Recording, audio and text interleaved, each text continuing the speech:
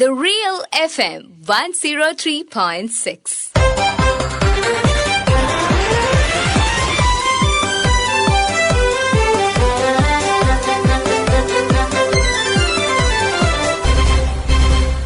ശ്രദ്ധ.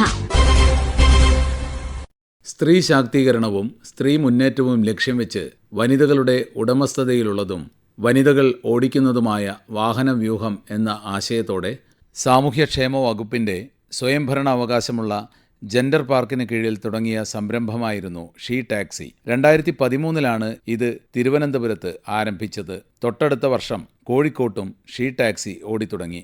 എന്നാൽ മറ്റു പല പദ്ധതികളെയും പോലെ ആരംഭശൂരത്വം മാത്രമായിരുന്നു ഇതിൻ്റെയും തലവിധി. വലിയ വാഗ്ദാനങ്ങൾ കേട്ട് കിടപ്പാടവും കയ്യിലുള്ള സ്വർണ്ണാഭരണവും പണയം വെച്ച് വണ്ടി വാങ്ങിയവർക്ക് പിന്നെ വായ്പ തിരിച്ചടയ്ക്കാൻ നെട്ടോട്ടമോടേണ്ടി വന്നു. ഇതിനെക്കുറിച്ച് അന്വേഷണം നടത്തിയപ്പോൾ ആ ഭൂതകാലത്തെക്കുറിച്ച് ഓർക്കാൻ പോലും പേടിയാണ് എന്ന മറുപടിയാണ് അന്ന് വാഹനം ഓടിച്ചിരുന്ന ആൻസി ആന്റണി പങ്കുവച്ചത്. ഞങ്ങളിങ്ങനെ ഒരു ദിവസം പേപ്പർ വായിച്ചിരുന്നപ്പോൾ ഒരു പരസ്യം കണ്ടു, ഷീ ടാക്സി പദ്ധതി കോഴിക്കോടെന്നും പറഞ്ഞത് കണ്ടു. അപ്പം എന്റെ ഹസ്ബൻഡിന് സുഖമില്ലായിരിക്കുന്ന സമയമായിരുന്നു. അപ്പം ഞങ്ങൾക്കൊരു ഹെൽപ്പ് ആവുമല്ലോ എന്ന് വിചാരിച്ച് ഞാൻ അതിനകത്ത് ഇറങ്ങാൻ വേണ്ടിയിട്ട് തയ്യാറായി. അങ്ങനെ അന്ന് തന്നെ ഞങ്ങൾ എരഞ്ഞിപ്പാലം WDC പോയി ഡ്രൈവിംഗ് ടെസ്റ്റ് ചെയ്ത് നോക്കി. അങ്ങനെ എല്ലാം റെഡിയാക്കി ഇൻഡസ് മോട്ടോഴ്സുമായിട്ട് അവര് ടൈപ്പ് ആയിട്ട് ഇൻഡസ് മോട്ടോഴ്സിൽ നിന്ന് മാത്രമാണ് ഞങ്ങളെ കൊണ്ട് വണ്ടി എടുപ്പിച്ചത്. നമ്മുടെ പ്രോപ്പർട്ടി അല്ലെങ്കിൽ സാലറി സർട്ടിഫിക്കറ്റ് ഇതിലേതെങ്കിലും കൊടുത്തിട്ട് വേണമായിരുന്നു ലോണിന്. ഞാൻ എർട്ടിക വണ്ടി എടുത്തത്. അപ്പൊ 8 ലക്ഷം രൂപയും ലോണ് പാസ്സാക്കി. ഞങ്ങളെ ഇതിനകത്ത് ഇറക്കിയപ്പോൾ ഇവര് പറഞ്ഞു, നിങ്ങൾക്ക് ഓട്ടം തരാം, അതിനുശേഷം പിന്നെ ഞങ്ങളുടെ വണ്ടിയിൽ പരസ്യം ഒട്ടിച്ചു തരാം.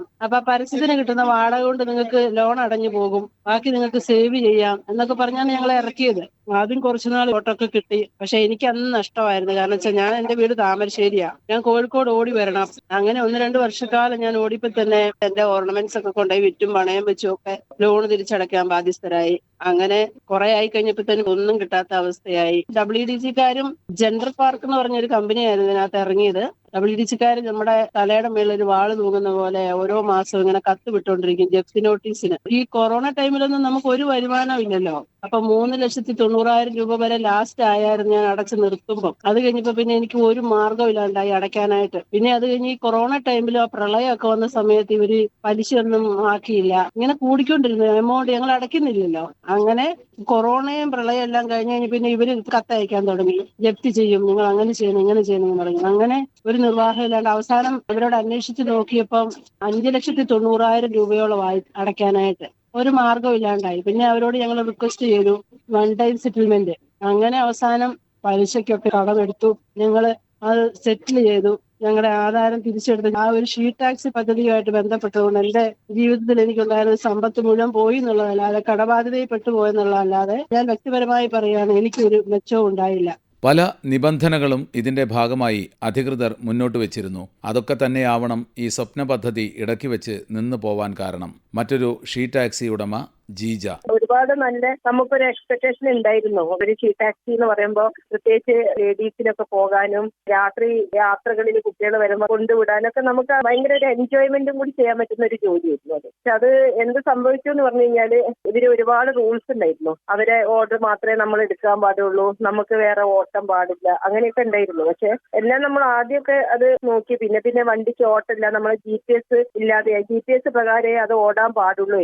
കാരണം അവര് തരുന്ന ഓർഡറുകൾ, അവർക്ക് ഒരു ആപ്പ് ഉണ്ടായിരുന്നു, അത് പ്രകാരം ഓടാൻ പറ്റും. പിന്നെ ആളുകൾക്ക് വിളിച്ചാല് ഇവരെ ഓഫീസിൽ നിന്ന് നമുക്ക് കണക്ട് ചെയ്യാൻ പറ്റാതെയായി. അങ്ങനെ കസ്റ്റമേഴ്സ് ഒക്കെ കുറഞ്ഞു. പിന്നെ നമ്മൾ പ്രൈവറ്റ് ആയിട്ടൊക്കെ ഓട്ടങ്ങളൊക്കെ എടുക്കും. ഓരോരുത്തർ പേഴ്സണെ വിളിക്കുമ്പോൾ നമ്മൾ ഓട്ടോ എടുക്കും. ഫാമിലി ആയിട്ട് പോകുകയാണെങ്കിലും ആണുങ്ങളെ കയറാൻ പാടില്ല. അങ്ങനെ ആവശ്യമില്ലാത്ത കുറെ റൂൾസ് ഒക്കെ ഉണ്ടായിരുന്നു അതിന്. ഒരു 5-6 വർഷമൊക്കെ അത് കോഴിക്കോടൊക്കെ നന്നായിട്ട് ഓടിയിരുന്നു. നമ്മൾ 4 വണ്ടി ഉണ്ടായിരുന്നു, 4 ലേഡീസ് ആയിരുന്നു ഓടിക്കുന്നതും.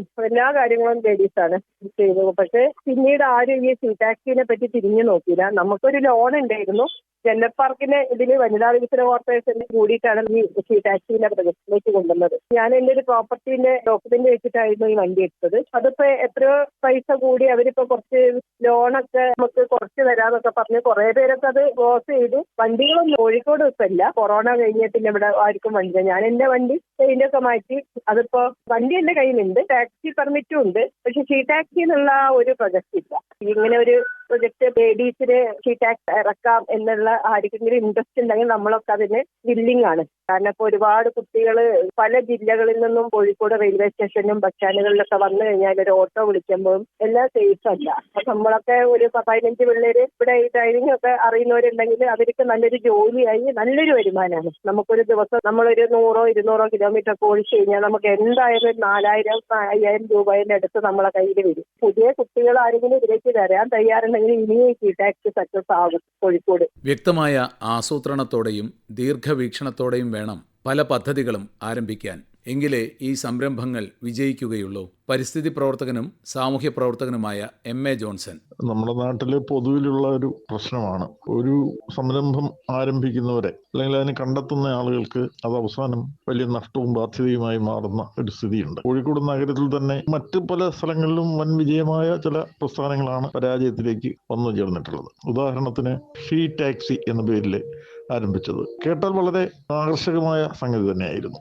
അത് ഒറ്റപ്പെട്ടു വരുന്ന സ്ത്രീകളൊക്കെ ട്രെയിനിൽ ഒക്കെ എത്തിക്കഴിഞ്ഞാൽ അവർക്ക് സുഗമമായി സഞ്ചരിക്കാൻ പറ്റുന്ന രീതിയിലുള്ള ഒരു ടാക്സി സംവിധാനമാണ്. അത് തുടങ്ങുന്നത് വളരെ കൊട്ടിഘോഷിക്കപ്പെട്ടൊക്കെ തന്നെ തുടങ്ങി. പക്ഷേ ഇന്നിപ്പോൾ അതിന്റെ സ്ഥിതി എന്താണെന്ന് നോക്കിക്കഴിഞ്ഞാൽ ആ വണ്ടി എടുക്കാൻ വേണ്ടി ലോൺ എടുത്തതും തിരിച്ചടവുമില്ലായി ബന്ധപ്പെട്ട് വേണ്ടത്ര വരുമാനം ഇല്ലാതെയാവുകയും അത് പരാജയത്തിലേക്ക് പോവുകയും ചെയ്തു.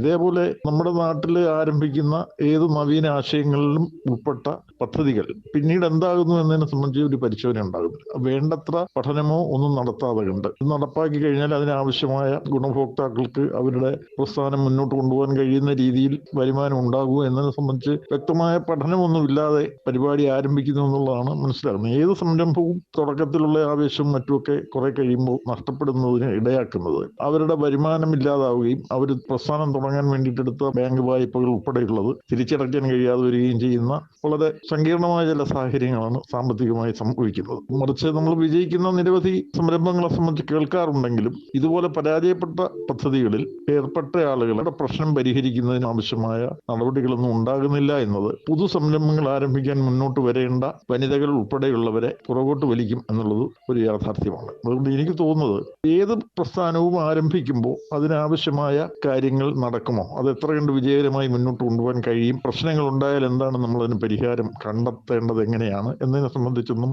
വ്യക്തതയില്ലാതെ കൊട്ടിഘോഷിക്കപ്പെട്ട് പദ്ധതി ആരംഭിക്കുകയും ഇടയ്ക്ക് വെച്ച് അത് എടുത്ത ആളുകൾ എല്ലാ ബാധ്യതയും അവരുടെ തലയിലായെന്ന രീതിയിൽ മാറുകയും ചെയ്യുന്നത് വളരെ ദുഃഖകരമാണ്. വിശേഷിച്ചും വനിതകളുടെ സംരംഭം എന്നൊക്കെ പറയുമ്പോൾ തികച്ചും പരിചയസമ്പന്നത വേണ്ട ചില മേഖലകളിലാകുമ്പോൾ അവർക്ക് ആവശ്യമായ പിന്തുണ നൽകാൻ നമ്മുടെ ഭരണാധികാരികൾ തയ്യാറായാൽ മാത്രമേ ഇതുപോലെയുള്ള സംരംഭങ്ങൾ മുന്നോട്ട് പോകാൻ കഴിയുകയുള്ളൂ. നമ്മൾ ആവേശത്തോടെ തുടങ്ങുന്ന പല പദ്ധതികൾക്കും ഈ ഗതി വരാറുണ്ട്. തീർച്ചയായും നല്ല ദീർഘവീക്ഷണം ഇത്തരം പദ്ധതികൾക്ക് ഉണ്ടാവണം. MLA കാനത്തിൽ ജമീല. സ്ത്രീ ശാക്തീകരണവുമായിട്ട് ബന്ധപ്പെട്ടുകൊണ്ടാണ് സ്ത്രീകൾക്ക് വേണ്ടി സംരംഭങ്ങൾ തുടങ്ങുന്നത്.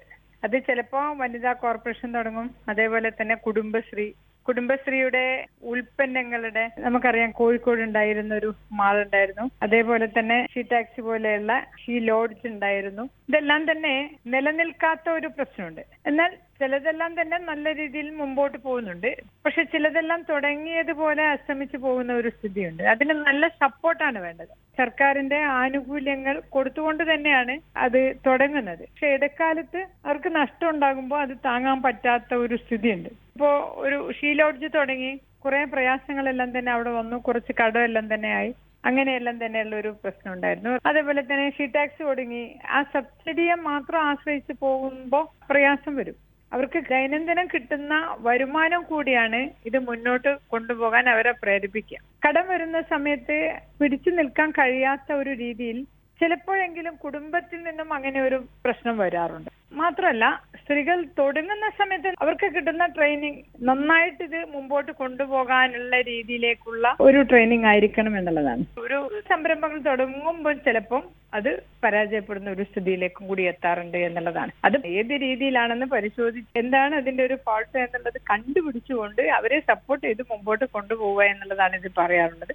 സർക്കാരും സമൂഹവും ഒന്നിച്ചു നിന്നുകൊണ്ട് അതേപോലെ തന്നെ എന്തിരുന്നാലും ഏത് നഷ്ടമായാൽ പോലും അതിനെ തരണം ചെയ്ത് മുമ്പോട്ട് പോകും എന്നുള്ള ഒരു മനോഭാവത്തോടെ തുടങ്ങാനും നമുക്ക് പറ്റണം എന്നുള്ളതാണ് ആ കാര്യത്തിൽ പറയാനുള്ളത്.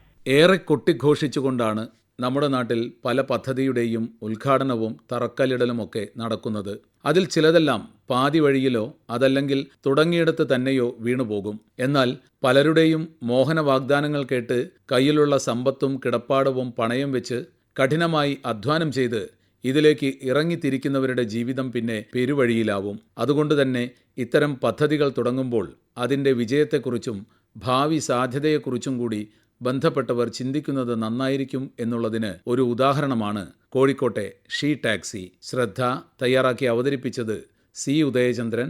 ആശയം നിർവഹണം സി കൃഷ്ണകുമാർ. ശ്രദ്ധ.